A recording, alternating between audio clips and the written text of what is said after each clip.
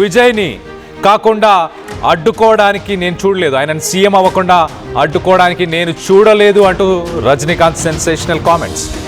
అలాంటి నీచ రాజకీయాలు నేను చేయను, రాజకీయాలతో నాకు ఎలాంటి సంబంధం లేదు, పాలిటిక్స్కి నాకు ఎలాంటి సంబంధం లేదు, అలాంటప్పుడు నాకెందుకు అసూయ ఉంటుంది అంటూ ఆయన మాట్లాడుకొచ్చారు. ఒకవేళ నా తోటి కళాకారుడు కమల్ హాసన్, నా మిత్రుడు కమల్ హాసన్ సీఎం అయితే ఏమో అసూయ పడేవాడినేమో, కానీ నాకు విజయ్కి మధ్య ఒక జనరేషన్ గ్యాప్ ఉంది, విజయ్ సీఎం అయితే నాకెందుకు అసూయ అంటూ రజనీకాంత్ సెన్సేషనల్ కామెంట్స్ చేశారు. కానీ విజయ్ 52 ఏళ్ల వయస్సులోనే ఎన్టీఆర్ ఎంజీఆర్ కంటే పెద్ద విజయాన్ని సాధించారు. ఇటీవల నేను స్టాలిన్ని కలవడం ఏదైతే జరిగిందో అది స్టాలిన్ నాకు ఒక మంచి మిత్రుడు, అంతే, ఆయనని పరామర్శించడానికి నేను కలిశాను తప్పించి దానిపైన నెగిటివ్ ప్రచారం ఏదైతే జరిగిందో దాన్ని నేను ఖండిస్తున్నాను అంటూ రజనీకాంత్ మాట్లాడుకొచ్చారు. ఆయన సెన్సేషనల్ స్టేట్మెంట్స్ అని చెప్పొచ్చు. సో మొత్తం మీద రజనీకాంత్ ఇటు చీఫ్ మినిస్టర్ విజయ్ని గతంలో కూడా మనం ఒకసారి చూస్తే కనుక 2026 మార్చిలో టీవీకే పార్టీకి సంబంధించిన జనరల్ సెక్రటరీ ఆదవ్ అర్జున, ఆయన డిఎంకే పార్టీ రజనీకాంత్ని గతంలో బెదిరించింది, అందుకే ఆయన రాజకీయాల్లోకి రాలేదు అంటూ ఆయన మార్చి 12న ఒక స్టేట్మెంట్ ఇచ్చారు. అలాగే రజనీకాంత్ అప్పుడు కూడా స్పందిస్తూ ఒక ట్వీట్ని చేశారు, టైం వస్తుంది వెయిట్ చేయండి అంటూ ఒక మాట రజనీకాంత్ గతంలో మాట్లాడారు. అప్పుడు దానిపైన చాలామంది విశ్లేషకులు టైం వస్తుంది అని అంటే ఆయన మళ్ళీ రాజకీయాలకు రాబోతున్నాడా అంటూ చర్చ జరిగింది. సో మొత్తం మీద టీవీకే పార్టీకి సంబంధించిన జనరల్ సెక్రటరీ ఆదవ్ అర్జున గతంలో చేసిన స్టేట్మెంట్స్, ఇప్పుడు రజనీకాంత్ స్టాలిన్ని కలిసిన తర్వాత రజనీకాంత్ విజయ్ని సీఎం అవ్వకుండా అడ్డుకునే ప్రయత్నం చేశాడు అంటూ మాట్లాడుకొచ్చారు. దానికి రజనీకాంత్ స్పందిస్తూ చాలా ఘాటుగా సమాధానం ఇచ్చారు. విజయ్కి నాకు ఒక జనరేషన్ గ్యాప్ ఉంది, కావాలనే ఇదంతా సృష్టిస్తున్నారు. మరోపక్కన స్టాలిన్ నాకు ఒక మంచి మిత్రుడు కాబట్టి నేను పరామర్శించడానికి నేను వెళ్ళాను అంటూ ఆయన మాట్లాడుకొచ్చారు. ఒకసారి రజనీకాంత్ మాటల్లోనే వినే ప్రయత్నం చేద్దాం. రజనీకాంత్ ఏం మాట్లాడారో. அது கொஞ்சம் விமர்சனங்கள் வந்தது. ஸ்டாலின் சார் கூட என்னுடைய 38-40 ஆண்டு நண்பர். என்னுடைய நட்பு கொள்கைகள் அரசியலுக்கு அப்பாற்பட்டது. ஜனநாயகத்துல தோல்வி வெற்றி சதகம் இருந்தாலும் ஸ்டாலின் அவர்கள் அந்த குளத்தூர்ல தோத்தது எனக்கு கொஞ்சம் சங்கடமா இருந்தது. அதுக்காக ஒரு நண்பனுங்கிற முறையில, நட்பு முறையில அவரை போய் நான் பார்த்தேன். அதுக்கு நான் இங்க விஜய் சிஎம் ஆகக்கூடாது, போர் வரக்கூடாது, அதை தடுக்கிறதுக்கு அங்கே போயிருக்காங்க, வேற ஏதோ 2 பெரிய பார்ட்டியை சேர்க்கணும்னு சொல்லி பேசுறாங்க அப்படின்னு சொல்லி விமர்சனங்கள் வெளியே வருது. அந்த சூழ்நிலையில தான் அதெல்லாம் பேச முடியும். அப்படி பேச ஒரு தரங்கெட்ட ஆள் ரஜினிகாந்த் இல்லை. அதுக்கு வாழ்த்துக்கள் சொல்லல அப்படின்னு சொல்லி அதுக்கு ஒரு விமர்சனம். இன்னொன்னு விஜய் மேல எனக்கு பொறாம, நான் அரசியல் இல்லை, அரசியல் நான் இல்லைன்னு சொல்லி விலகி ஆச்சு. அரசியல் நான் இல்லாத போது அவர் மேல எனக்கு ஏன் பொறாம? ஒருவேளை கமல்ஹாசன் ஏதாவது முதலமைச்சர் தான் எனக்கு பொறாம வந்திருக்குமோ என்னமோ தெரியாது.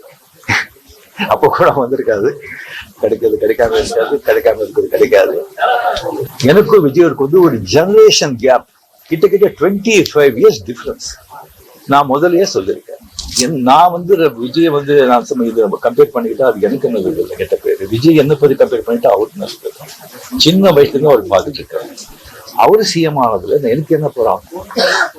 அது இவ்வளவு சின்ன வயசுல 52 வயசுல எம்ஜிஆர் என்டிஆர் சாதனை பண்றதை விட அதை விட ஜாஸ்தி கம்ப்ளீட்டா சென்டர் பிஜேபி எவ்வளவு பெரிய பவர்ஃபுல் சென்டர். இங்க 2 பெரிய கட்சிகளை எதிர்த்து தனி ஆளை ஜெயிச்சிருக்காங்க. அது நம்ம சினிமா இண்டஸ்ட்ரியில இருக்கு. எனக்கு அது பொறாம இல்லை, ஒரு ஆச்சரியம் கலந்த ஒரு சந்தோஷம். அடையா அப்ரிசியேஷன், சூப்பர். ஸோ அந்த பொறாமையும் இல்லை. ஸ்டாலின் சார் போய் பார்த்தது அது கொஞ்சம் விமர்சனங்கள் வந்தது. ஸ்டாலின் சார் கூட என்னுடைய 38-40 ஆண்டு நண்பர். என்னுடைய நட்பு கொள்கைகள் அரசியலுக்கு அப்பாற்பட்டது. ஜனநாயகத்துல தோல்வி வெற்றி சதகம் இருந்தாலும் ஸ்டாலின் அவர்கள் அந்த குளத்தூர்ல தோத்தது எனக்கு கொஞ்சம் சங்கடமா இருந்தது. அதுக்காக ஒரு நண்பனுங்கிற முறையில நட்பு. రజనీకాంత్ ఇక్కడ చీఫ్ మినిస్టర్ విజయ్ని ఉద్దేశించి, విజయ్ ఎంజీఆర్ ఎన్టీఆర్ వయసులో, వాళ్ళు 52 సంవత్సరాల వయసులో విజయ్ సాధించిన విజయాలు ఎన్టీఆర్ ఎంజీఆర్ కూడా సాధించలేకపోయారు. అంతా సక్సెస్ అయ్యాడు విజయ్కి నాకు ఒక జనరేషన్ గ్యాప్ ఉంది, అలాంటి వ్యక్తితో నేను ఎందుకు పోల్చుకుంటాను? ఏవైతే వదంతులు వస్తున్నాయో అవన్నీ తప్పు. స్టాలిన్ నాకు ఒక మంచి మిత్రుడు మాత్రమే. ఆ మంచి మిత్రుడిని కలిసి పరామర్శించడానికి నేను వెళ్ళాను, అంతేకాని విజయ్ సీఎం అవ్వకుండా అడ్డుకోవడానికి నేను ఎలాంటి ప్రయత్నాలు చేయలేదు. నాకు చీఫ్ మినిస్టర్ విజయ్ పైన నాకు ఎలాంటి అసూయ లేదు అంటూ రజనీకాంత్ ప్రెస్ ముందుకొచ్చి, మీడియా ముందుకొచ్చి మాట్లాడడం జరిగింది. గతంలో కూడా మార్చిలో టీవీకే పార్టీకి సంబంధించిన, విజయ్ పార్టీకి సంబంధించిన జనరల్ సెక్రటరీ, విజయ్ని దగ్గరుండి గెలిపించిన వ్యక్తి అని చెప్పొచ్చు ఒక రకంగా. ఆ వ్యక్తి కూడా రజనీకాంత్ గురించి కొన్ని విమర్శలు చేశారు. అతని పేరు ఆదవ్ అర్జున. ఈ ఆదవ్ అర్జున మార్చి 12న డిఎంకే పార్టీ రజనీకాంత్ని బెదిరించింది కాబట్టే ఆయన రాజకీయాల్లోకి రాలేదు.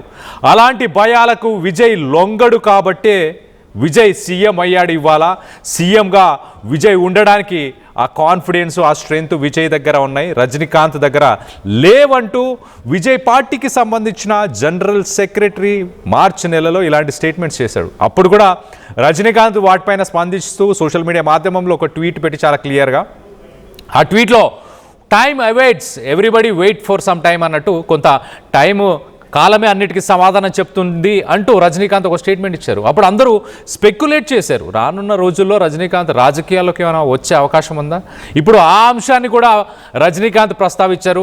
రాజకీయాలకు నాకు ఎలాంటి సంబంధం లేదంటూ మాట్లాడారు. ఒకసారి దీనికి సంబంధించి లేటెస్ట్ అప్డేట్ కూడా తీసుకునే ప్రయత్నం చేద్దాం.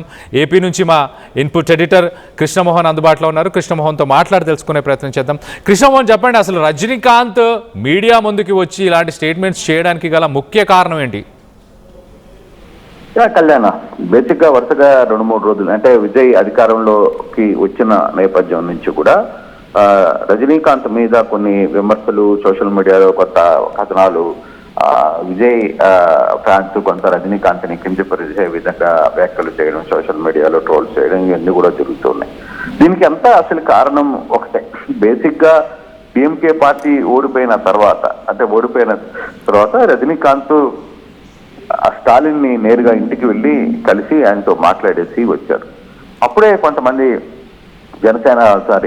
విజయ్ పార్టీ టీవీకి సంబంధించిన పార్టీ కేడర్ వీళ్ళందరూ కూడా విజయ్ని అడ్డుకోకుండా విజయ్ని అడ్డుకునేదానికే రజనీకాంత్ నేరుగా స్టాలిన్ తో మంతనాలు జరుపుతున్నారు అని. ఆ తర్వాత రజనీకాంత్ వెంటనే బెంగళూరు వెళ్ళారు. బెంగళూరులో ఆశ్రమంలో 10 రోజులు ఉండడానికి ఆయన బెంగళూరుకి వెళ్ళిపోయారు. బెంగళూరుకి వెళ్తున్నప్పుడు కూడా అక్కడ ఎవరో సోషల్ మీడియాలో ఎయిర్పోర్ట్ లో రజనీకాంత్ని ఉద్దేశించి సార్ ఇట్లా విజయ్ ముఖ్యమంత్రి అయ్యారు అంటే ఆయన నవ్వి నమస్కారం పెట్టి అక్కడ వెళ్ళిపోయారు. దాన్ని ఆయనకి అభినందనలు కూడా తెలపలేదు. సో దాని మీద ఆయన కొంత బెంగళూరు నుంచి చెన్నైకి వచ్చిన వెంటనే ఈ రోజు ఆయన ప్రెస్ మీట్ పెట్టి దాని మీద మాట్లాడే ప్రయత్నం అయితే చేశారు. ఒకటి, ఆయన చాలా కీలకంగా దీనికి సంబంధించిన వివరణ అయితే ఇచ్చే ప్రయత్నం చేశారు. స్టాలిన్ ఇప్పటి నుంచి కాదు, నాకు చాలా మంచి మిత్రుడు. స్టాలిన్ ఈ రోజు కాదు, కొన్ని సంవత్సరాలుగా, అంటే మా తరంలో నుంచి కూడా స్టాలిన్ నాకు మంచి మిత్రుడుగా ఉన్నాడు. ఆయన పార్టీ ఓడిపోయిందని నేను వెళ్ళలేదు. ఆయన కొలక్పూర్ నుంచి ఆయన ఎమ్మెల్యేగా ఓడిపోవడం నన్ను కొంత బాధించింది. ఆ దిశగానే నేను ఆయన్ని వెళ్ళి పరామర్శించడానికి వెళ్ళాను. తర్వాత వెంటనే నేను ఎయిర్పోర్ట్కి వచ్చాను. ఎయిర్పోర్ట్ లో బెంగళూరుకి వెళ్ళే టైంలో మీడియా కూడా లేదు. నేను మీడియా ఉందా మాట్లాడదామని అక్కడే అనుకున్నాను, కానీ మీడియా లేదు అనేసరికి నేను వెళ్ళిపోతుంటే ఒక అతను సెల్ ఫోన్ లో విజయ్ ముఖ్యమంత్రి అయ్యారు కదా సార్ అంటే నేను చిరునవ్వు చెప్పి నేను వెళ్ళిపోయిన పరిస్థితి. అంతేగాని దీనికి నాకు మధ్య, విజయ్కి నాకు మధ్య ఏవో ఉన్నాయని చెప్పి పుకార్లు పుట్టించడం, విజయ్ని ముఖ్యమంత్రి కానీకుండా అడ్డుకునే ప్రయత్నం చేశానని మాట్లాడడం చాలా తప్పు అని ఆయన అంటాడు. అసలు నాకెందుకు విజయ్ మీద అసూయ ఉంటుంది? నేను రాజకీయాల్లో లేను, అసలు నేను ఇటువంటి నీచ కార్యక్రమాలు చెయ్యను అని కూడా ఆయన చెప్తూ, ఒకవేళ నిజంగానే నవ్వుతూ కమల్ హాసన్ అయి ఉంటే, నేను కొంత ముఖ్యమంత్రిగానే అయి ఉంటే నాకు కొంత అసూయ కలిగేది. ఎందుకంటే మేమిద్దరం ఖచ్చితంగా ఒక సమకాలికంగా ఉన్నాం కాబట్టి నేను ఒక దశలో రాజకీయ పార్టీ పెడతానని కూడా స్థాపించాను. కానీ ఆ తర్వాత నేను వెళ్ళలేకపోయాను, నాకున్న పరిస్థితులు వేరు. అప్పుడు అందువల్ల నేను రాజకీయాల్లోకి నుంచి నేను పూర్తిగా తప్పుకుంటున్నానని కూడా ఇప్పుడు చెప్పాను. అదే విజయ్తో నాకు ఒక జనరేషన్ గ్యాప్ ఉంది. విజయ్కి 52 years 53 years ఉంటాయి. నాకు అతనికి మధ్య ఎంత గ్యాప్ ఉంది, ఆ గ్యాప్కి అసలు నన్ను అతనితో పోల్చడం, అతన్ని నన్ను పోల్చడం అనేది నేను ఇప్పుడు కాదు, ఒక స్టేజ్ మీద కూడా చాలా క్లియర్గా చెప్పాను. గతంలో అప్పుడు శివాజీ ఒక వెలుగుతున్న తర్వాత శివాజీ టైంలో రజనీకాంత్ అనే వ్యక్తి ఆ స్థానాన్ని భర్తీ చేశారు. నా స్థానంలో ఇంకొక వ్యక్తి విజయ్ అప్పటికే వస్తున్న టైంలోనే నేను ఆ విషయాన్ని కూడా చెప్పాను. ఈ జనరేషన్ గ్యాప్, ఇది జనరేషన్ తర్వాత ఇంకో యంగ్ జనరేషన్ వస్తూ ఉంటుంది, దాన్ని ఆ విధంగా చూడాలి తప్పితే నేను ఇంకొకరి మీదనో అసూయ పడితే నాకు అసలుకి అవసరం లేదు. ఇంకోటి కూడా ఎన్టీఆర్ ఎంజీఆర్ లాంటివి వాళ్ళు సాధించలేని ఒక పెద్ద విజయాన్ని విజయ్ 52 ఏళ్ల వయసులోనే ఆయన స్థాపించారు.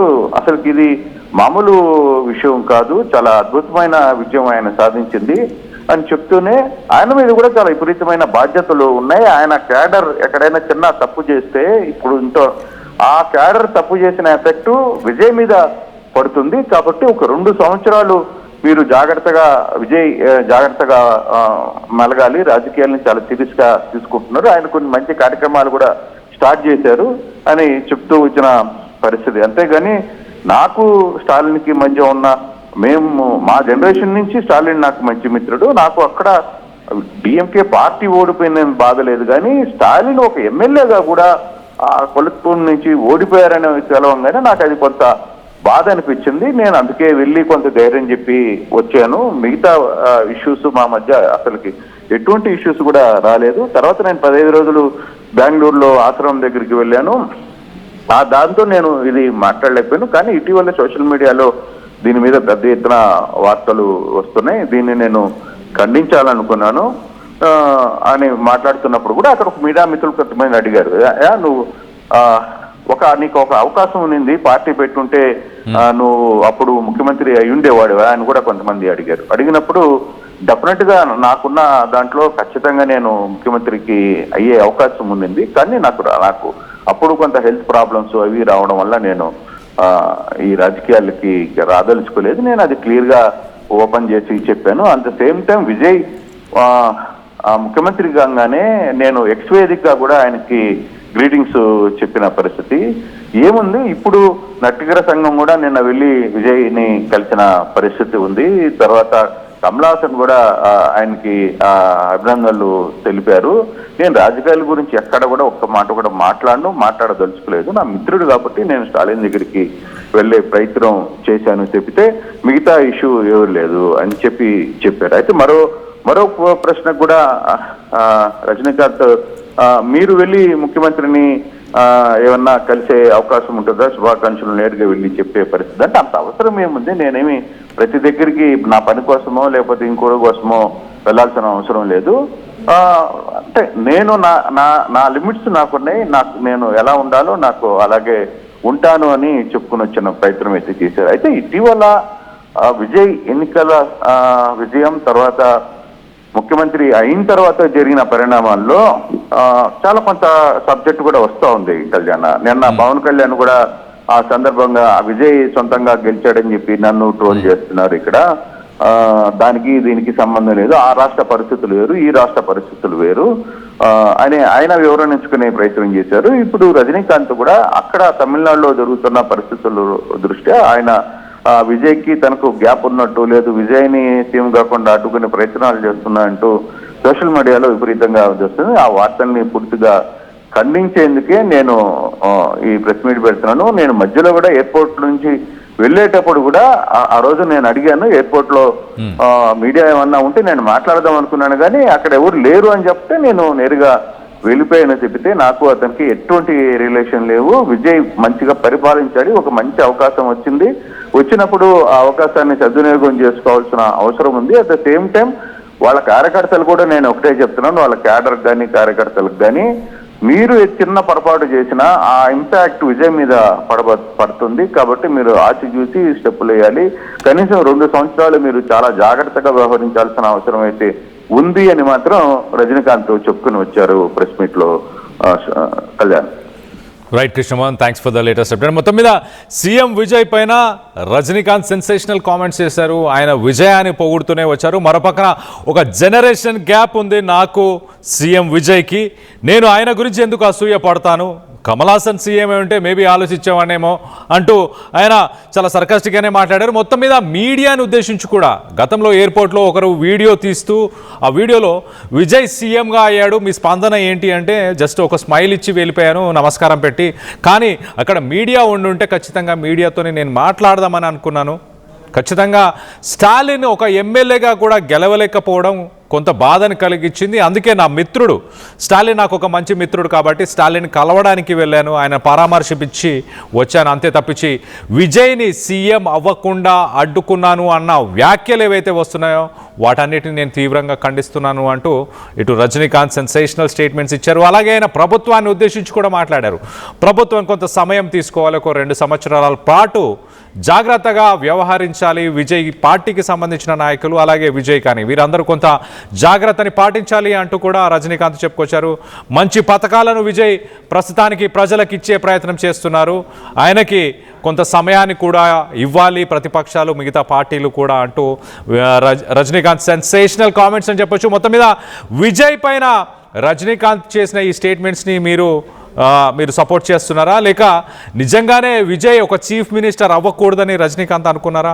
మరోపక్కన మీడియాలో ఒక రిపోర్టర్ అడిగిన క్వశ్చన్కి, అంటే గతంలో మీరు పార్టీ పెట్టి సీఎం అవుదామని మీరు అనుకున్నారు కానీ దాన్ని బ్యాక్ స్టెప్ వేశారు, అప్పుడు మీరు పార్టీ పెట్టుంటే సీఎం అయ్యేవారా అని అడిగిన ఆ ప్రశ్నకి రజనీకాంత్ చాలా క్లియర్గా ఎస్ డెఫినెట్లీ నేను సీఎం అయ్యేవాడిని, కానీ అప్పుడు నా ఆరోగ్య పరిస్థితులు సరిగ్గా లేకపోవడం వల్ల నేను ఆ డెసిషన్ని వెనకకు తీసేసుకున్నాను, కానీ ప్రస్తుతానికి నాకు రాజకీయాలకి ఎలాంటి సంబంధం లేదు అంటూ కూడా ఆయన మాట్లాడుకొచ్చారు. దీనికి సంబంధించి మీరేమనుకుంటున్నారు?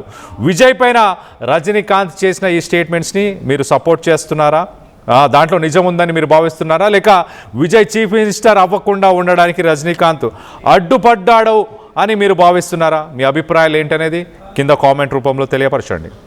ஸ்டாலின் சார் போய் பார்த்தது அது கொஞ்சம் விமர்சனங்கள் வந்தது. ஸ்டாலின் சார் கூட என்னுடைய 38-40 ஆண்டு நண்பர், என்னுடைய நட்பு கொள்கைகள் அரசியலுக்கு அப்பாற்பட்டது. ஜனநாயகத்துல தோல்வி வெற்றி சதகம் இருந்தாலும் ஸ்டாலின் அவர்கள் அந்த குளத்தூர்ல தோத்தது எனக்கு கொஞ்சம் சங்கடமா இருந்தது.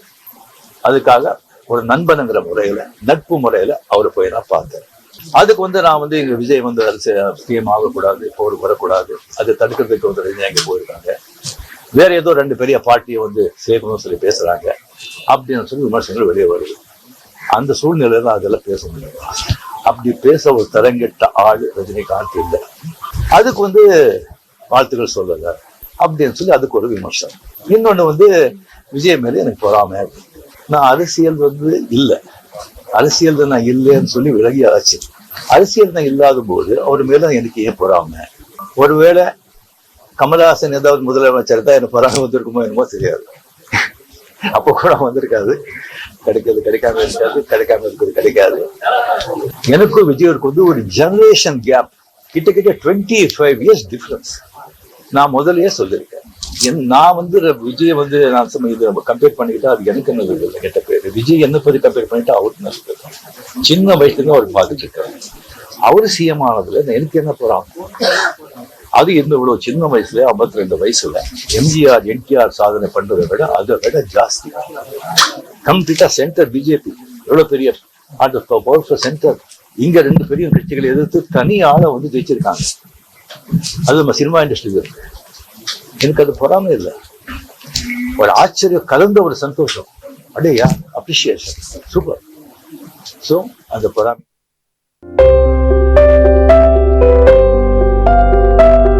చిన్న చిన్న ఆనందాలు 35 ఏళ్లుగా నా జీవితంలో లేవు. 35 ఏళ్లుగా నేను డైపర్లలో బ్రతికాను. 6 సెంటీమీటర్ల ఫిస్టులా నా మూత్రాశయంలో లీకు కారణమైంది. ఎవరూ నాకు సహాయం చేయలేకపోయారు. ఏఐఎన్యూలో వైద్యులను కలిసే వరకు అక్కడ వారు రోబోటిక్ శస్త్రచికిత్సతో నాకు పరిష్కారం ఇచ్చారు. వారు నా ఆత్మవిశ్వాసాన్ని కూడా తిరిగిచ్చారు. Precision care makes it possible. The Center for Robotic Surgery at AINU